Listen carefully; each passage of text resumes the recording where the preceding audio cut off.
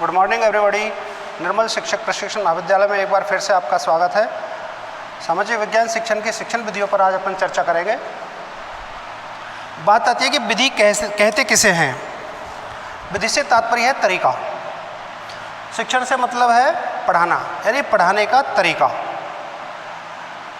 ऐसा कोई भी निर्धारित नियम नहीं है कि किस पाठ को किस शिक्षण विधि से पढ़ाएं, किस तरीके से पढ़ाएं। सिर्फ एक ही शर्त लागू है कि जो भी आप पढ़ा रहे हैं वो बालकों की समझ में आ जाए, बच्चे उसे समझ लें और अपने व्यवहार में डाल लें। दैनिक जीवन में उसका कहीं भी उपयोग की आवश्यकता पड़े वहाँ उपयोग कर लें। हो सकता है जिस पाठ को मैं एक विधि व्याख्यान विधि से अच्छा पढ़ा सकता हूँ, हो सकता है उसी विधि को आप जो है प्रोजेक्ट मेथड से अच्छा पढ़ा सकते हैं, और कोई तीसरा सोशल रेसिटेशन मेथड से पढ़ा सकता है, कोई प्रॉब्लम सॉल्विंग मेथड से पढ़ा सकता है। तो ऐसा इसका कोई निर्धारित नियम नहीं है कि किस टॉपिक को किस विधि से पढ़ाए। हो सकता है मैं जिस टॉपिक को व्याख्यान के माध्यम से पढ़ा रहा हूँ उसे दूसरा टीचर प्रॉब्लम सॉल्विंग मेथड से पढ़ा दे, तीसरा शिक्षक सोशल रेसिटेशन मेथड से पढ़ा दे। इसका कोई भी निर्धारित नियम नहीं है। ये चार बातों पर डिपेंड करता है। पहला, विषय वस्तु की प्रकृति।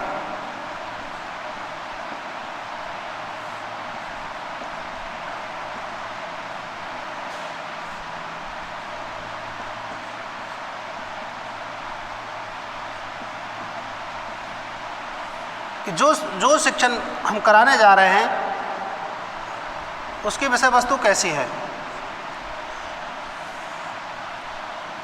दूसरा डिपेंड करता है अध्यापक के व्यक्तित्व पर।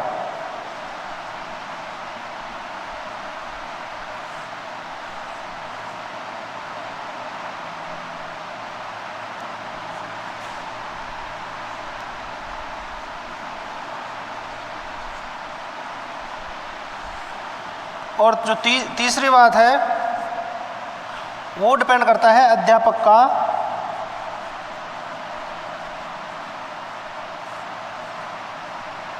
विषय पर नियंत्रण।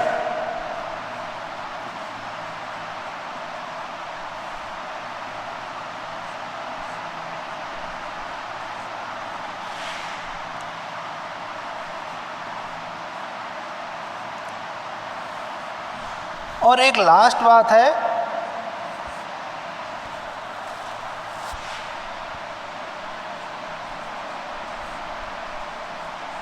विद्यार्थियों का मानसिक स्तर।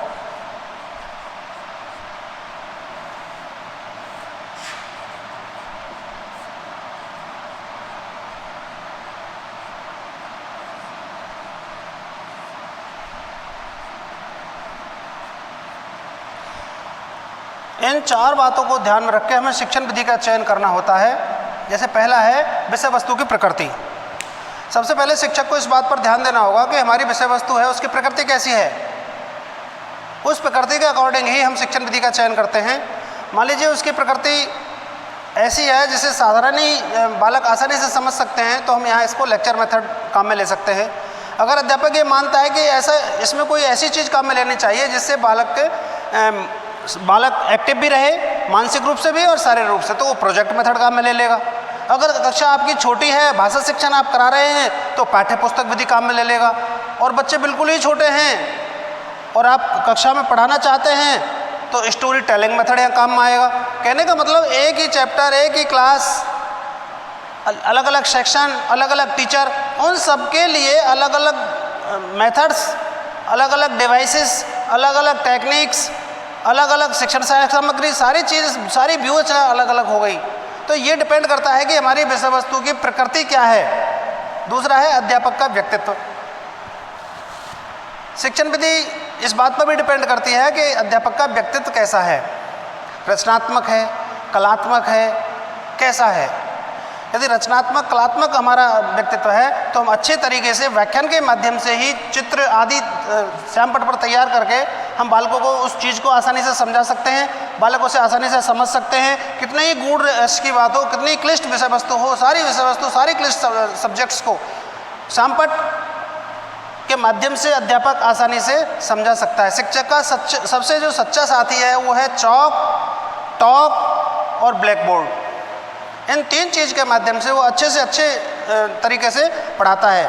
कितना ही क्लिष्ट विषय हो, लेकिन यदि उसके पास ये 3 चीज़ें हैं तो आसानी से वो अच्छा पढ़ा सकता है। इसलिए अध्यापक का व्यक्तित्व भी अच्छा होना चाहिए, अनुकरणीय होना चाहिए। तीसरी बात डिपेंड करती है अध्यापक का विषय वस्तु पर नियंत्रण।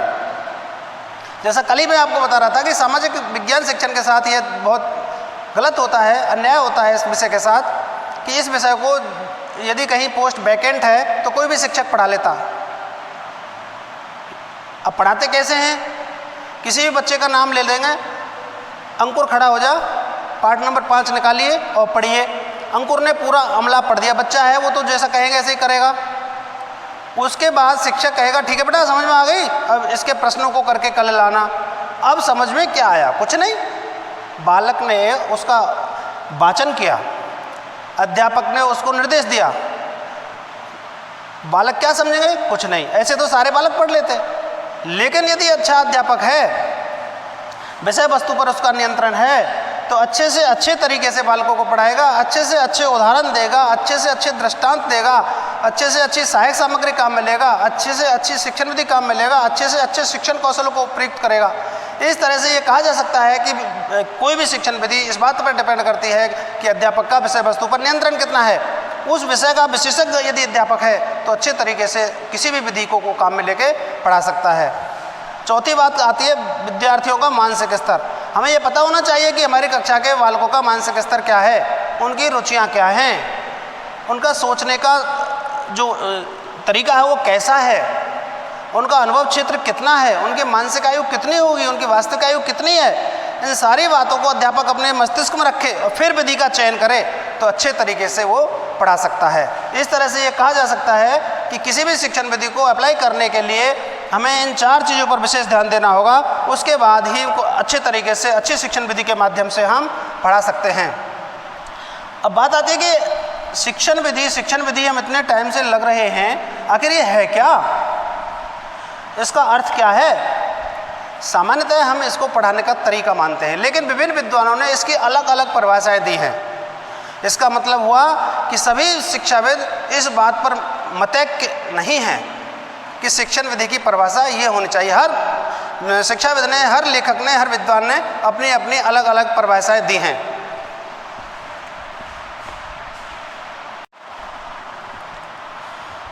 अपनी बात चल रही थी शिक्षण विधियों की परिभाषा। शिक्षण विधियों की परिभाषा के संबंध में जॉन डेवी ने कहा है, पद्धति वह तरीका है जिसके द्वारा हम पठन सामग्री को व्यवस्थित करके निष्कर्षों को प्राप्त करते हैं। देखिए, पद्धति वह तरीका है यानी सिखाने का एक टेक्निक है जिसके द्वारा हम पठन सामग्री यानी जो चीज़ पढ़ाई जा रही है उसको व्यवस्थित करके निष्कर्षों को प्राप्त करते हैं। यानी जो चीज़ हमें पढ़ानी है उस पहले विषय वस्तु का निर्धारण कीजिए कि वो विषय वस्तु कितनी है, उसे कैसे पढ़ाएंगे, उसके लिए क्या शिक्षण सहायक सामग्री की आवश्यकता पड़ेगी, कौन से शिक्षण कौशल उसमें काम में लेंगे, कैसे बच्चे उसे ज़्यादा से ज़्यादा सीख पाएंगे, श्यामपट्ट का और चौक का कितना उपयोग हम कर सकेंगे। इन चीज़ों को व्यवस्थित करने के बाद हम बालकों को जो डायलॉग डिलीवर करना चाहते हैं या जो पाठ पढ़ाना चाहते हैं वो पढ़ाएं। इस तरीके को डीवी ने कहा है कि ये शिक्षण विधि है। इसके बाद वाइनिंग सर क्या कहते हैं, शिक्षण विधि शिक्षा प्रक्रिया का गतिशील कार्य है, यानी कोई स्थायी नहीं है, वो निरंतर चलने वाली बात बता रहे हैं कि शिक्षण विधि से तात्पर्य है कि शिक्षण प्रक्रिया कक्ष में 40 मिनट तक या 50 मिनट तक जितनी देर भी चल रही है वो निरंतर चलती रहती है और उस दौरान जो भी व्यवहार है वो सारे व्यवहारों को इन्होंने क्या माना है, शिक्षण विधि। तीसरी बात आती है, डॉक्टर सरोज सक्सेना, ये आरबीएस कॉलेज आगरा में प्रोफेसर थी। वास्तव में शिक्षण विधि विषय सामग्री को छात्रों तक पहुंचाने का माध्यम है, यानी जो चीज़ हम विषय वस्तु जो हमने ली है, जो पढ़ाना चाहते हैं उसे बच्चों तक कैसे पहुंचाएं। किताब उठा के दे दी बच्चों को, ऐसे भी पहुंचा सकते हैं, लेकिन नहीं, विषय वस्तु को छात्रों तक पहुंचाने से तात्पर्य है हम किस तरीके से बालकों के पास उस चीज़ को बता रहे हैं जो उनके पाठचर्या में दी हुई है, जो उद्देश्य प्राप्ति में भी अपना सक्रिय सहयोग प्रदान करे। हमने उद्देश्य रखा कि एक अच्छा नागरिक बनाएंगे, बालक को सामाजिक बनाएंगे। इन अच्छे नागरिक और सामाजिक प्रक्रिया के दौरान जो भी चीज़ें सामने आएंगी वो सारी चीज़ें शिक्षण विधि हमें देती है और शिक्षण विधि के माध्यम से ही हम बालकों तक वो पहुंचाते हैं। इसके बाद डॉक्टर महेश भार्गव कहते हैं शिक्षण विधि शिक्षक द्वारा संचालित वह क्रिया है जिससे छात्रों को ज्ञान की प्राप्ति हो। यानी विद्यार्थी जो भी चीज़ सीखते हैं उस सिखाने की संपूर्ण प्रक्रिया को ही इन्होंने शिक्षण विधि माना है।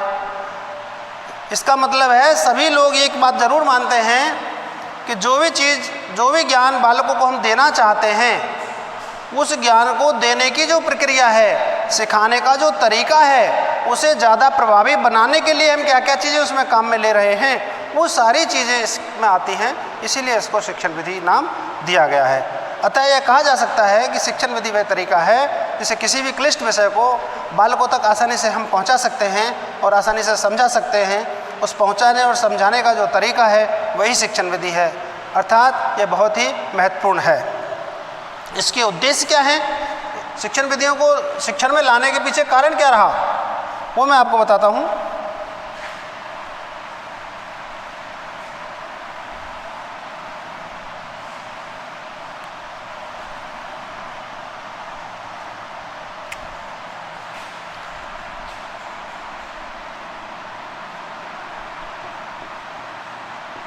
शिक्षण विधि के उद्देश्य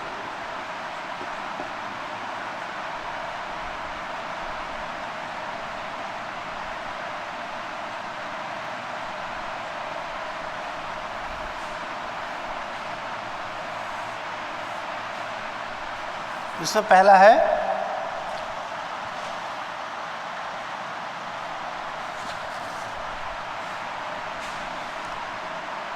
कार्य की आदत के प्रति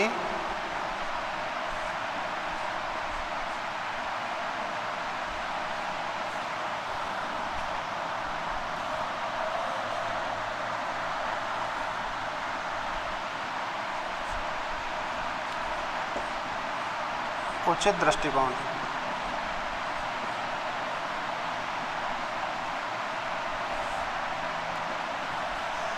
शिक्षण विधि का पहला उद्देश्य है कार्य की आदत के प्रति, यानी कार्य करने की जो हमारी आदत है उसके प्रति हमारा दृष्टिकोण उचित होना चाहिए। ये नहीं कि चलो क्लास में 40 मिनट तो निकालने हैं और क्लास में आके इधर उधर की बात करके 40 मिनट निकाल दिया, नहीं, गलत है। हमारी जो आदत है, क्या कार्य की आदत क्या है? करवाना, जो निर्धारित कार्य है उसके प्रति यदि दृष्टिकोण हमारा सकारात्मक है तो हम अच्छी से अच्छी शिक्षण विधि चुन के लाएंगे, अच्छी से अच्छी शिक्षण विधि का चयन करेंगे ताकि बालक आसानी से सीख लें। दूसरा है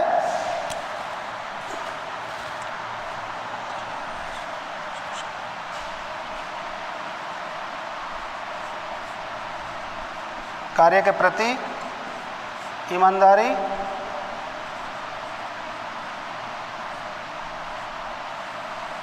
व सक्षमता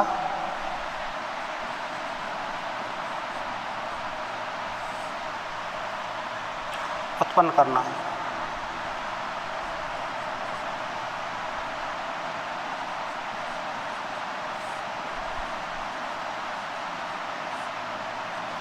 दूसरा उद्देश्य है इसका, जो कार्य हमने निर्धारित किया है, जो पाठ हमने निर्धारित किया है, उसके प्रति ईमानदारी और सक्षमता उत्पन्न करना। यानी उस पाठ को हम अच्छे तरीके से पढ़ाएं और उसे पढ़ाने में हम सक्षमता महसूस करें कि हाँ, हम सक्षम हैं। इसका मतलब self study should be must for effective teaching. इसका मतलब अध्यापक को चाहिए कि वो सेल्फ स्टडी करके आए, जब भी कक्षा में जाए उसे ये नहीं सोचना चाहिए कि मैं तो टीचर हूँ, मैं सब कुछ जानता हूँ। टीचर को सदैव स्कॉलर बना रहना बहुत ज़रूरी है। यदि हम स्कॉलर नहीं बने रहेंगे, हम पढ़ेंगे नहीं, तो हम अपडेट नहीं रहेंगे, और जब हम अपडेट नहीं रहेंगे तो हमारे बच्चों को अपडेट नहीं कर पाएंगे। इसलिए शिक्षण विधियों का ये भी एक उद्देश्य है शिक्षण विधि चयन का कि कार्य के प्रति ईमानदारी व सक्षमता उत्पन्न हमारे अंदर करने वाली चीज़ें होनी चाहिए। नंबर 3,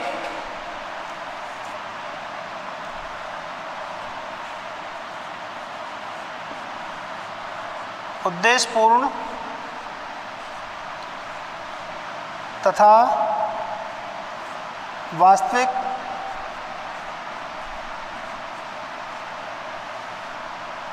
परिस्थितियों के द्वारा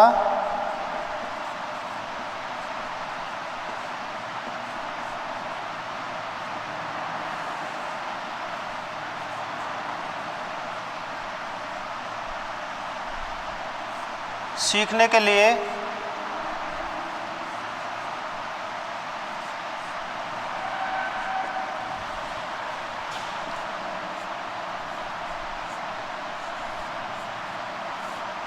प्रेरित करें।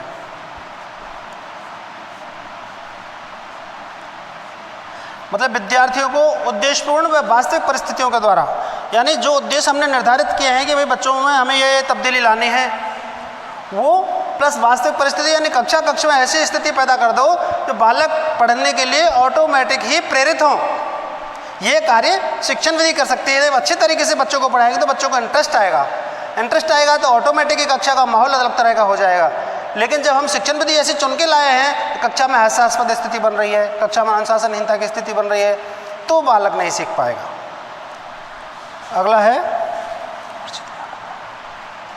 नंबर 4, अर्जित ज्ञान को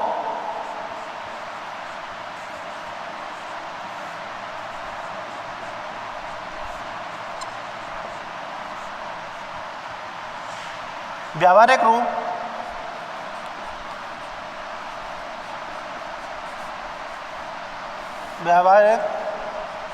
रूप से प्रयोग करने में सक्षम।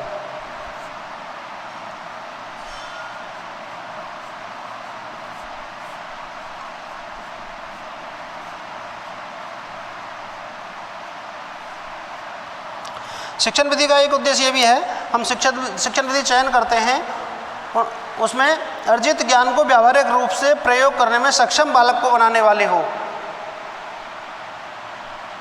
यानी जो चीज़ बताई जाए कक्षा में, नागरिकता के गुण बताए जाएं, सामाजिकता के गुण बताए जाएं, श्रेष्ठ नागरिक के चारित्रिक गुण बताए जाएं, किसी महापुरुष के उदाहरण दिए जाएं, उन चीज़ों को बालक सीख के अपने व्यवहार में ढाले। ऐसी शिक्षण विधियों का हमें चयन करना चाहिए। अगला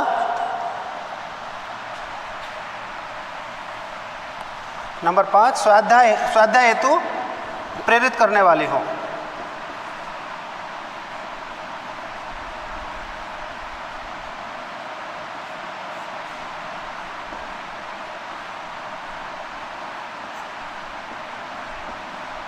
ऐसी शिक्षण विधियों का चयन हमें करना चाहिए जो बालकों को स्वाध्याय हेतु प्रेरित करें। ऐसी विधियां नहीं बालक नकल मारना शुरू कर दे या रटना शुरू कर दे। रटना या नकल करना जरूरी नहीं है, जरूरी है उसको सीखना। यदि हम सीखेंगे तो ज्ञान स्थायी रहेगा।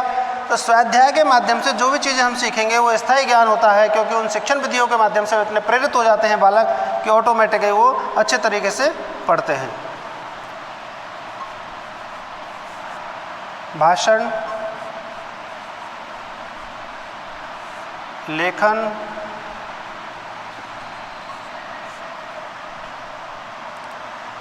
व स्पष्ट चिंतन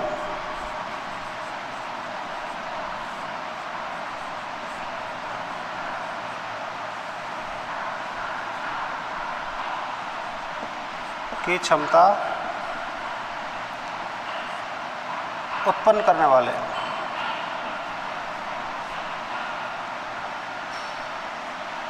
हों।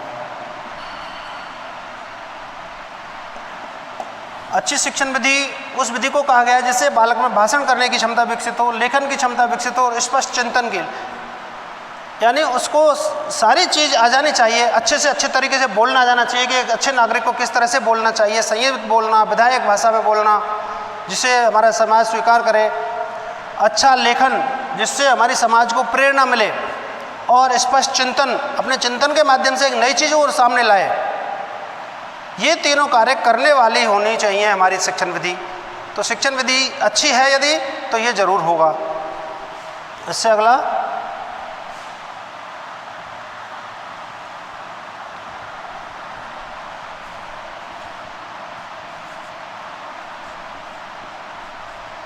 रुचियों के विकास पर बल।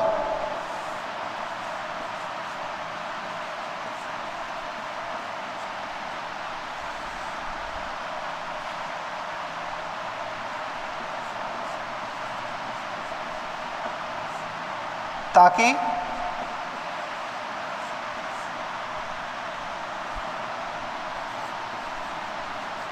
रचनात्मक शक्ति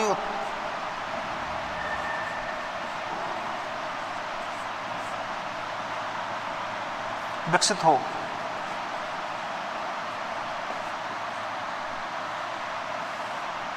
या विकसित करना। एक उद्देश्य ये भी है कि हम रुचियों का विकास इस तरह से करें कि बालक में रचनात्मक शक्ति विकसित हो जाए। रचनात्मक शक्ति से तात्पर्य ऐसी नई चीज़ सामने लाना, मौलिक चीज़ सामने लाना जो आज तक नहीं आई हो। वो शिक्षण विधि भी हो सकती है, वो किसी चीज़ की चित्रकारी भी हो सकती है, कोई चार्ट भी हो सकता है, कोई नया मेथड भी हो सकता है, कोई और टेक्निक हो सकती है। यह तभी संभव है जब अच्छी शिक्षण विधि काम में लेंगे जिससे बालकों में रुचियां विकसित होंगी। अगला है 8वां, सकारात्मक दृष्टिकोण उत्पन्न करना।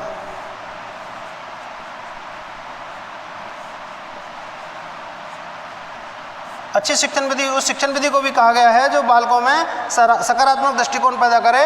कभी कभी ऐसा होता है हम किसी चीज़ को नहीं सीख पाते हैं तो उस विषय के प्रति हमारे भाव नकारात्मक हो जाते हैं। जैसे सामान्यतः देखने में आया है ग्रामीण क्षेत्र के जो बच्चे होते हैं वो 2 विषयों के प्रति अपने नकारात्मक भाव रखते हैं, एक तो अंग्रेजी और दूसरा गणित। यदि इन दोनों विषयों को उचित विधि से पढ़ाया जाए तो बालकों का जो नकारात्मक दृष्टिकोण है वो सकारात्मक ऑटोमेटिकली हो जाएगा। इससे अगला है नंबर 9, सद्नागरिकता के गुण।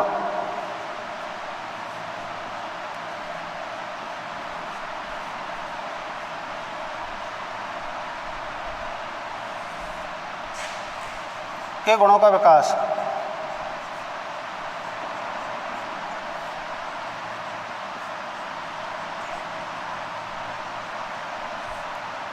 और अंतिम है चरित्र निर्माण करना।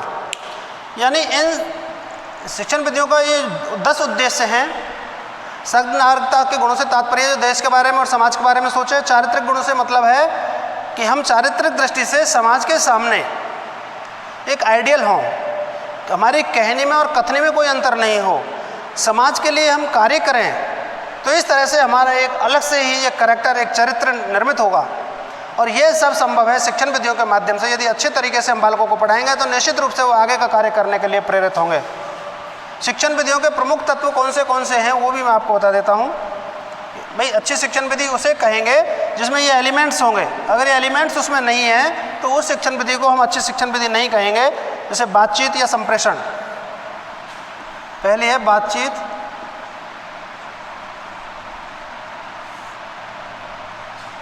या संप्रेषण।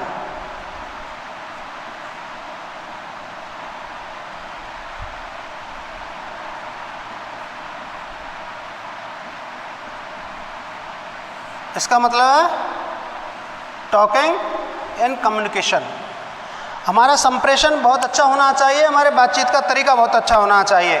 हम कोई भी विधि शिक्षण विधि काम में ले रहे हैं उस दौरान हमारी टॉकिंग बिहेव और कम्युनिकेशन बिहेव हमारा ऐसा होना चाहिए जो बालकों की समझ में आसानी से आ जाए, बालकों को बुरा ना लगे, बालकों को थोड़ा आश्चर्यजनक ना लगे। हमारे उच्चारण में कोई दोष नहीं होना चाहिए, हमारी व्याकरणिक दृष्टि से कोई गलती नहीं होनी चाहिए। ये सारी चीज़ें यदि होंगी तो वो शिक्षण विधि ऐसी शिक्षण विधि होगी जिसे हम श्रेष्ठ शिक्षण विधि कह सकते हैं। दूसरा है चित्र।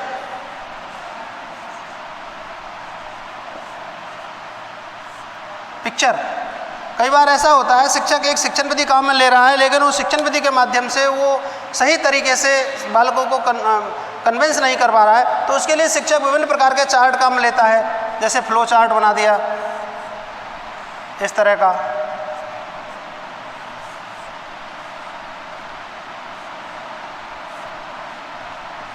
इस तरह का चार्ट बनाते हैं ना, मानचित्र बना दिया, व्यंग चित्र बना दिया। कहने का मतलब जो हमारे पाठ की प्रकृति है उस पाठ की प्रकृति के अनुसार हमें चित्र बनाकर बालकों को समझाना है कि ये प्रसंग किस तरीके से है, तो बालक उसे आसानी से समझ जाते हैं। तीसरा तत्व क्या होना चाहिए शिक्षण विधि में? प्रदर्शन।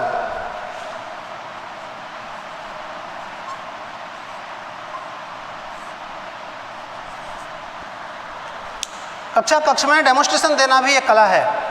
मान लीजिए आप कोई सहायक सामग्री का प्रदर्शन यहाँ करना चाहते हैं, तो सबसे पहले हमारा ये दायित्व है उस सहायक सामग्री को हम खोल के नहीं लाएं, उसे फोल्ड करके लाएं अथवा किसी चीज़ से ढक के लाएं। यदि हम उसे खोल के लाएंगे तो बालकों को कोई प्रेरणा नहीं मिलेगी, बालकों के मन में एक कौतूहल विकसित नहीं होगा। और शिक्षक का जो मुख्य कार्य हो बालकों के मस्तिष्क में कौतूहल पैदा करना है कि अब क्या होने वाला है। यदि ऐसा हम करते हैं तो बालकों का ध्यान हमारी ओर आकर्षित होता है, बालक हमारे ऊपर अट्रैक्ट करते हैं, उस अट्रैक्शन के कारण ही वो सीख पाता है। और ऐसी स्थिति में हम वो जो चार्ट लाए हैं या मॉडल लाए हैं या कोई और चीज़ लाए हैं उसे प्रदर्शित करें। उसे प्रदर्शित करने का यह तरीका है कि ऐसी जगह पर उसे प्रदर्शित करें जो कक्षा कक्ष के सभी बालक उसे आसानी से देख लें, किसी भी बच्चे को कोई कन्फ्यूजन नहीं हो। यदि उस पर कोई चीज़ लिखी हुई है तो सारे बच्चों को दिखनी चाहिए, और अगर किसी पीछे की लाइन में जो बालक बैठे होते हैं उनको नहीं दिखता है तो चार्ट आदि के माध्यम से उन्हें समझाना चाहिए, बोर्ड पर लिख लिख के उन्हें समझाना चाहिए, तो आसानी से बालक सीख लेगा। इसका अगला जो है वो है हाव भाव। अगला एलिमेंट है हाव भाव।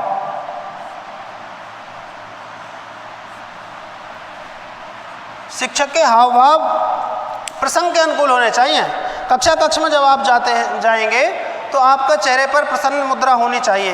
यदि आपके चेहरे पर प्रसन्न मुद्रा नहीं है और आप मलिनता के भाव लेकर कक्षा में गए हैं तो बालक पढ़ने में रुचि नहीं लेंगे। यदि आप प्रफुल्लित होकर गए हैं, आपके चेहरे पर मुस्कान है, सभी बालकों को देख के एकदम से आप प्रसन्न हो गए, जाते कक्षा कक्ष में गुड मॉर्निंग बोला तो बालक एकदम से खुश हो जाएंगे और वो पढ़ने में रुचि लेंगे।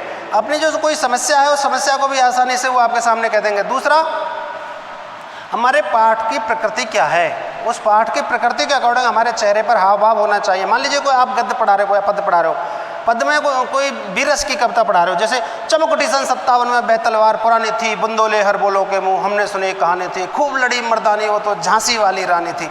इस तरह से हाव भाव आप जब प्रस्तुत करेंगे तो बालकों को अंदर एक ओज का भाव विकसित होगा, उनके अंदर भी वीरता के भाव पैदा होंगे, जिससे बालक समझेंगे कि यह कोई विशिष्ट बात है, उस पर ज़्यादा फोकस करेंगे। दूसरा, मुझे तोड़ लेना बनमाली उस पथ पर तू देना फोक, मातृभूमि पर शीश चढ़ाने जिस पथ जाएं वीर अनेक। और इसी कविता को यदि इस तरह से बोला जाए, मुझे तोड़ लेना बनमाली उस पथ पर तू देना फेंक, मातृभूमि पर शीश चढ़ाने जिस पथ जाएं वीर अनेक, तो दोनों में अंतर हुआ ना। हाव भाव पाठ की प्रकृति के अनुकूल होने चाहिए। यदि हाव भाव पाठ की प्रकृति के अनुकूल नहीं है तो हम अच्छा शिक्षण नहीं दे सकते। जैसे महाराणा प्रताप जंगल में था, उस समय उनके राजकुमार से घास की रोटी को बिलाव लेके भाग गया। अरे घासरी रोटी ही जब बन बिलावड़ो ले भाग्यो, नानो सो अमरो चीख पड़ो नारो सोयो दुख जाग्यो, हूँ लड़ो घनो हूँ सयो घणो में वाड़ी मान बचावन ने मैं पाच नहीं राखी रन में बेरारो कून भावन में, यदि याद करूँ हल्दी घाटी नैनो में रखत उतरी आवे सुख दोनों साथी से तगड़ो चौतीसी हुक जगह जामे। इसका मतलब हमारे चेहरे पर यहाँ थोड़ा दुख का भाव भी है और वीरता का भाव भी है, तो दोनों ही भाव हमारे प्रसंग के अनुकूल चेहरे पर आते जाते रहने चाहिए, तो हमारा पाठ बहुत ही इम्प्रेसिव होगा। अगला है लेखन। शिक्षण के दौरान शिक्षक महत्वपूर्ण बातों को बोर्ड पर लिखता है और बालकों को भी बोल देता है कि आप इसे अपनी कॉपी में नोट कर लीजिए। क्यों? क्योंकि पाठ की पुनरावृत्ति के लिए ये चीज़ बहुत ज़रूरी है। यदि बालक परीक्षा देने जा रहा है और बाद में उस कॉपी में जो नोट्स बनाए हैं श्यामपट्ट से उसने, तो उसे देख लेगा तो एक बार उसकी सारी चीज़ें जो पिछली थी वो सब मेमोरी में आ जाएंगी। इसलिए अध्यापक अपनी विधि के चयन के दौरान अपनी विधि को प्रयुक्त करते समय विभिन्न प्रकार की चीज़ें श्यामपट्ट पर लिखता है। लेकिन यहाँ अध्यापक को यह ध्यान रखना चाहिए कि श्यामपट्ट पर वो लिख तो रहा है लेकिन व्याकरणिक दृष्टि से कोई अशुद्धि नहीं हो। कई लोग ऐसे हैं जो बोलते समय उच्चारण दोष करते हैं, उसे शुद्ध नहीं बोलते। जैसे बहुत से लोग प्रतिशत को प्रतिशत बोलते हैं, कक्षा को कक्षा बोलते हैं। हरियाणा की तरफ देख लीजिए, पंजाब की तरफ देख लीजिए, स्कूल को वो स्कूल बोलते हैं। तो ये क्या है ना, वोकल प्रॉब्लम है। इसको हम स्पीच थेरेपी के माध्यम से सुधार सकते हैं। भाषा शिक्षण में जब आप उपचारात्मक शिक्षण पढ़ेंगे तो उसमें आएगा स्पीच थेरेपी, यानी बोलकर सुधार करना। जैसे कोई प्रतिशत बोल रहा है प्रतिशत को, तो बार बार उससे कहलवाओ प्रतिशत, फिर वो प्रतिशत बोलेगा, फिर कहो प्रतिशत, फिर वो प्रतिशत कहेगा, फिर तीसरी बार कहलवाओ प्रतिशत। ऐसे 10-15 बार जब हम उससे कहलवाएंगे तो निश्चित रूप से वो प्रतिशत कहने लग जाएगा। इस तरह से जो भी हम श्यामपट्ट पर लेखन करें वो बिल्कुल शुद्ध और व्याकरणिक दृष्टि से अच्छा होना चाहिए। पाठन यानी पढ़ना। जो भी हम कक्षा में पढ़ते हैं वो टू वे होना चाहिए, ये नहीं कि मैंने पढ़ के छोड़ दिया। क्यों? क्योंकि शिक्षण बाल केंद्रित शिक्षा है, शिक्षक केंद्रित नहीं। आश्रम व्यवस्था के समय प्राचीन काल में जो शिक्षण व्यवस्थाएं थीं वो शिक्षक केंद्रित थी, क्योंकि उस समय ज्ञान उन गुरुओं के मस्तिष्क में हुआ करता था। पाठ्य पुस्तक उस समय उपलब्ध नहीं थी। छापे खाने के आविष्कार के बाद और नवीन तकनीकियों के विकास के बाद मनोवैज्ञानिकों ने यह बात सिद्ध कर दी कि हमें बालकों को ऐसी शिक्षण विधि काम में लेनी चाहिए जिसमें बालक सर्वेसर्वा हो और शिक्षक एक मार्गदर्शक। इसलिए हमें पठन में बालकों का सहयोग लेना चाहिए। हम अब यहाँ कक्षा में लेकर किताब लेकर, विशेषकर भाषा शिक्षण में यह होता है, आदर्श वाचन जब हम कर रहे हैं तो बालकों से भी हमें अनुकरण वाचन करवाना चाहिए। अनुकरण वाचन से ये फायदा होगा, एक तो उनके जो अभी मैं बता रहा था आपको पाठन संबंधी लेखन संबंधी, उसमें व्याकरणिक अशुद्धियाँ होती हैं, उन्हें उन शब्दों में जिन्हें बालक तुतला रहा है या गलत बोल रहा है उनको बुला के श्यामपट्ट पर उनसे लिखवाए। जब वो यहाँ अशुद्धि करता है तो उनमें संशोधन करके हम उसे शुद्ध लिखवा सकते हैं। तो इस तरह से सभी बालक जो अशुद्धि करने जा रहे हैं उस अशुद्धि को वो दूर कर देंगे।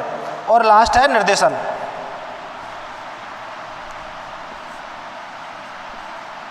शिक्षण विधि निर्देशन देने का भी काम करती है।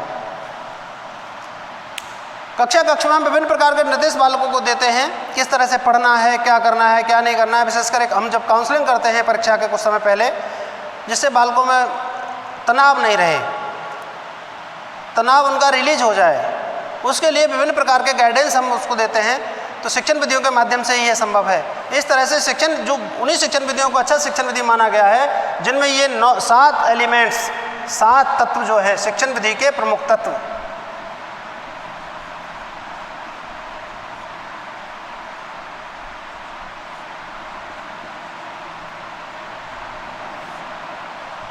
इस तरह से अच्छी शिक्षण विधि हम कह सकते हैं। अब अच्छी शिक्षण विधि की विशेषताएं क्या हैं वो मैं आपको अभी बताता हूँ।